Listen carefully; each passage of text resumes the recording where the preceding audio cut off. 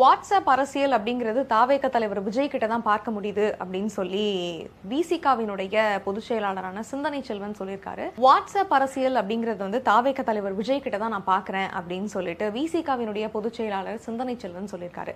இப்போ அவருக்கு வந்து அறுதி பெரும்பான்மை வேணும் அப்படின்னா வந்து என்ன பண்ணியிருக்கணும், ஒவ்வொரு தலைவர்களாக சந்திச்சு உங்ககிட்ட இருந்து 2 சீட் எங்களுக்கு வேணும், உங்ககிட்ட இருந்து 2 சீட் எங்களுக்கு வேணும், ஏன்னா நீங்க வந்து பெரும்பான்மை கட்சியா நாங்க வின் பண்ணியிருந்தாலும் இன்னும் வந்து 5 சீட்டுகள் தேவைப்படுது அப்படின்னும் பொழுது அவங்க எல்லாரையும் நேர சந்திச்சு என்ன மாதிரியான சிச்சுவேஷன் அப்படிங்கறத எக்ஸ்பிளைன் பண்ணி அதுக்கப்புறமா அவங்க கிட்ட இருந்து நீங்க எங்க கூட வந்து கூட்டணி வச்சா நல்லா இருக்கும் அப்படிங்கறத கேட்கறதா வந்து ஒரு தலைவர் பண்புக்கான அழகு.